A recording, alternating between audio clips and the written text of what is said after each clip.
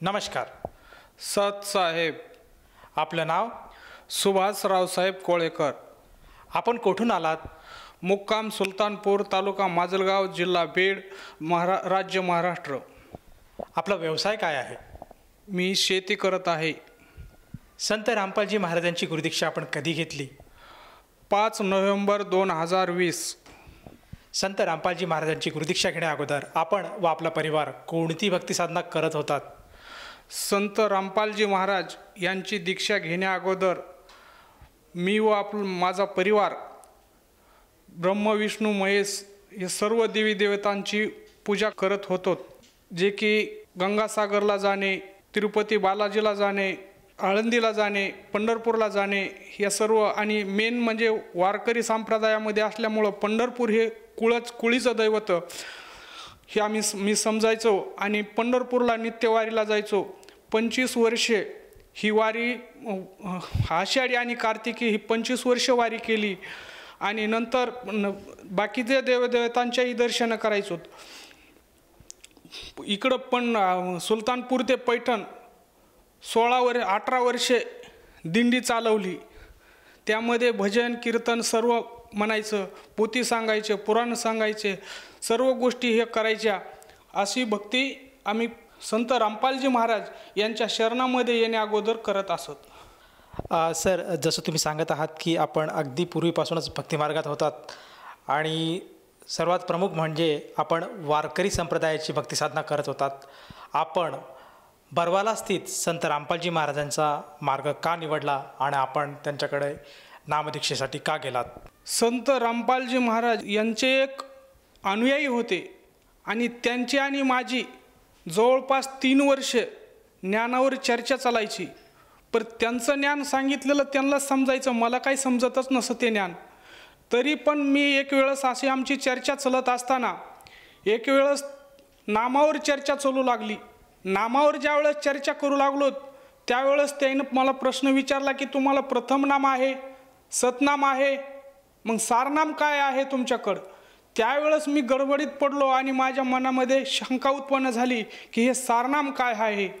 मग हे आमचे गुरु जे आहेत ते स्वर्गवासी झालेले होते, त्याच्यामुळं त्यांना बी हा प्रश्न विचारणं आम्हाला शक्य नव्हतं आणि ते शक्य नसल्यामुळं आम्ही आता हे प्रश्न कुणाला विचारावा म्हणून मग ही भक्ती आपण काहीतरी, मग आता हा प्रश्न याच ठिकाणी गेल्याच्या नंतर आपल्या प्रश्नाचं उत्तर भेटल, मग या ठिकाणी आलो म्हणून ही भक्ती स्वीकारण्याचा आम्ही निर्णय घेतला.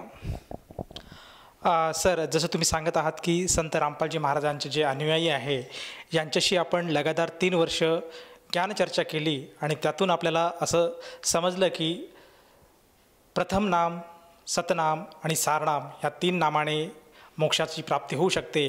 आणि सारनाम काय आहे हे आपल्याला आजवतपर्यंत कळालं नाही आणि ते सारनाम संत रामपालजी महाराज देतात, म्हणून आपण संत रामपालजी महाराजांच्या शरणात गेलात. तर मला हे विचारायचं आहे की जेव्हा आपण संत रामपालजी महाराजांची नामदीक्षा घेतली त्यानंतर आपल्याला काय काय अनुभव किंवा काय काय आपल्याला लाभ प्राप्त झालेत? प्रथम लाभ असा झाला की पूर्ण परमेश्वर कळाला. आपुला तो एक देव करून घ्यावा, तुकाराम महाराज म्हणू लागले ते. मग ते एक देव कोण आहे ते कळाला. मोक्षाचं साधन काय आहे, मोक्षाची भक्ती कशी आहे ही भक्ती मार्ग कळाला. सद्भक्ती काय कशाला म्हणतात हे कळाली.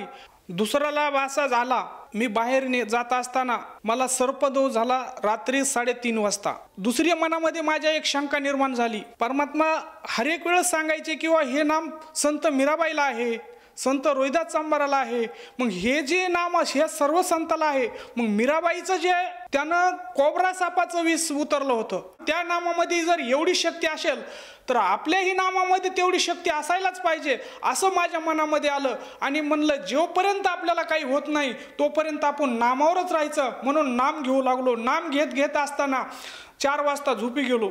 झोपी गेल्याच्या नंतर सकाळी उठलो, ते नाम म्हणजे चालूच होतं. नाम चालू असताना मग सकाळी उठल्याच्या नंतर 6 वाजता उठलो, बघू लागलो तर काही परिणाम काय वाटाणा गेला शरीरावर. काळाचं विष जर उतरू शकतं ह्या नामानं तर आपलं विष तर साधा आहे, उतरायलाच पाहिजे असं माझ्या मनामध्ये कठोर आणि दृढ विश्वास होऊ लागला. आणि नंतर मग 11 वाजेपर्यंत माझ्या ज्या ठिकाणी चावलं होतं त्या ठिकाणी 1 रुपया इतकी जागा काळी निळी झाली. त्याच्यापेक्षा जास्त काही झालं नाही. असं दुसरा लाभ झाला. त्यानंतर तिसरा लाभ असा झाला की माझा मुलगा जे आहे ते सारखा आजारी असायचा. बरेच प्रयत्न केले, झाडफूकवाले कोण बघितलं, सर्व कोण पैशाचा धार केली, पण ते काही त्या परिणाम होत नसा त्याच्यावर. 4-8 दिवसाला काय आज एक दुखलं की 4-8 दिवसाला दुसरंच काहीतरी दुखायचं. बघणाऱ्याला पैसे देऊ लागलो, दवाखान्यात पैसे भरपूर घातले, पण काही परिणाम होत नसं त्याच्यावर, काहीच परिणाम. 8 दिवसाला लगेच दुसरं काहीतरी दुखायचं. संत रामपालजी महाराज यांची दीक्षाही घेतलेली नव्हती पण त्याला म्हणलं किंवा तू आता एक काम कर, संत रामपालजी महाराज यांना दंडवत प्रणाम कर आणि त्यांना तू वचन दे किंवा माझं दुखणं राहिल्याच्या नंतर मी दीक्षा घेईल. असं म्हणल्याच्या नंतर तो गेला आणि दंडवत प्रणाम केला आणि वचन दिलं संत रामपालजी महाराज यांना. वचन दिल्याच्या नंतर त्या दिवसापासून त्याचं दुखणं क्लिअर राहिलं. आता 1 रुपयाची गोळी पण त्याला चाला लागत नाही. नंतर चौथा लाभ असा झाला की त्यालाच नंतर एक इंगळी चावली. इंगळी एवढी चावली की ती चावल्याबरोबर त्याच्यातून रक्त बाहेर आलं.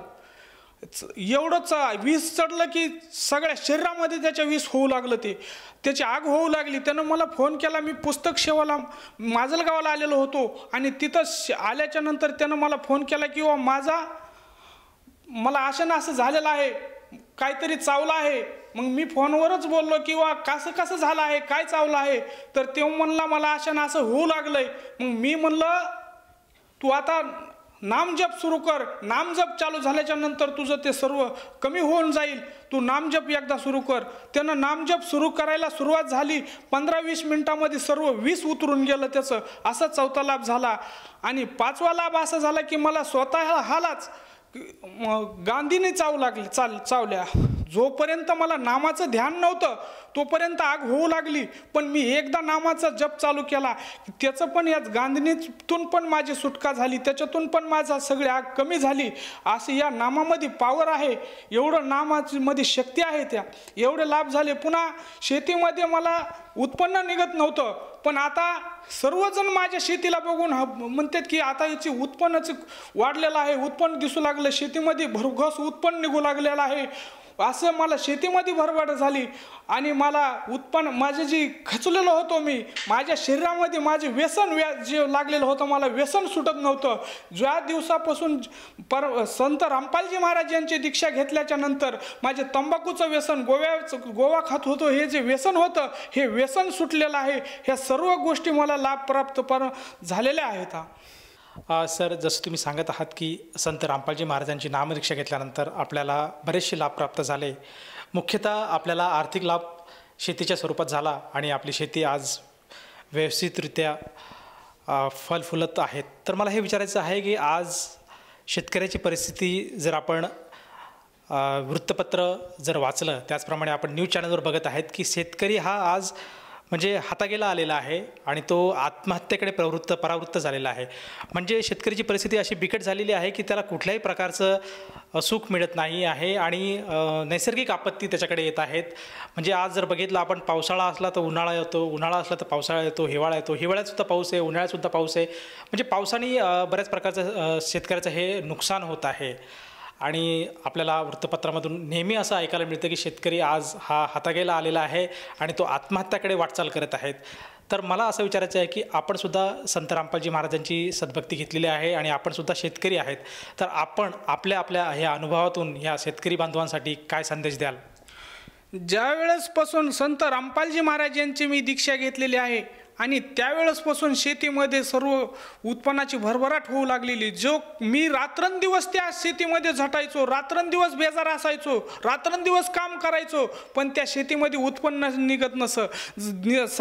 उत्पन्न आलेलं दिसायचं पण निघत काहीच नसायचं. पण आता ज्यावेळेस आता तेवढं म्हणजे एवढं संत रामपालजी महाराज यांच्या दयानं तेवढं शेतीमध्ये मी काम बी तेवढं करीत नाही, पण एवढी शेती उत्पन्न देऊ लागलेली आहे. सर्व उत्पन्न चांगल्या प्रकारचे मला आता निघू लागलेलं आहे. आणि मी सर्व शेतकरी बांधवांना असं विनंती करतो की हे जे संत रामपालजी महाराज आहेत यांचं ज्ञान समजून घ्या, ज्ञानगंगा वाचा, जगण्याचा मार्ग वाचा, सत्संग पहा, टी व्हीवर संत रामपालजी महाराज जर आपण कुठल्याही ह्याच्यावर यूट्यूब चॅनल, फेसबुक या सर्व चॅनलवर जर ते संत रामपालजी महाराज असं जर सर्च केलं तर तुम्हाला सत्संग त्या ठिकाणी बघायला भेटेल, ज्ञान ऐकायला भेटेल आणि ज्ञान समजून घ्या. आपले शास्त्राला जुळतंय का हे ज्ञान बघून घ्या. आपले जे आपल्या संतांनी जे सांगितलेलं आहे ते हे ज्ञान बरोबर आहे का हे सर्व बघा, तपासा आणि नंतर संत रामपालजी महाराज यांची दीक्षा घ्या आणि आपलं कल्याण करा. सर, जसं तुम्ही आज शेतकरी बांधवांना आवाहन करत आहात की आपण सुद्धा संत रामपालजी महाराजांची नामदीक्षा घ्यायला कुठलीच हरकत नाही. ज्याप्रमाणे संत रामपालजी महाराजांनी आपल्याला बिकट परिस्थितीतून बाहेर काढलं, त्यांच्या सद्भक्तीमुळे, त्यांच्या गुरुमंत्रामुळे आज आपली परिस्थिती व्यवस्थित आहेत. तर ज्या कुण्या साधकाला, शेतकऱ्याला संत रामपालजी महाराजांचं ज्ञान, अनुग्रह घ्यायचा असेल तर ती व्यक्ती संत रामपालजी महाराजांच्या शरणात कशी येऊ शकेल?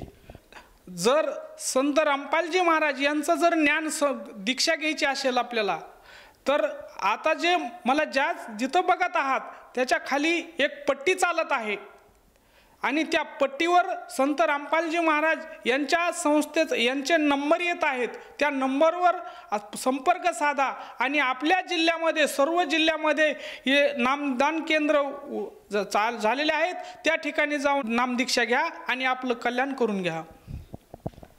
सर, जसं तुम्ही सांगत आहात की आज आपल्या टी व्ही स्क्रीनवर जे काही मोबाईल नंबर फ्लॅश होत आहेत, जर साधकाने, गरजवंताने त्या नंबरवर संपर्क साधला तर त्याला जवळच्या नामदान केंद्राची माहिती मिळेल आणि तेथे जाऊन तो साधक संत रामपालजी महाराजांची गुरुदीक्षा किंवा मंत्र घेऊ शकेल. मला हे विचारायचं आहे की या मंत्रांसाठी किंवा ह्या साधनेसाठी त्या साधकाला किती पैसे मोजावे लागतात?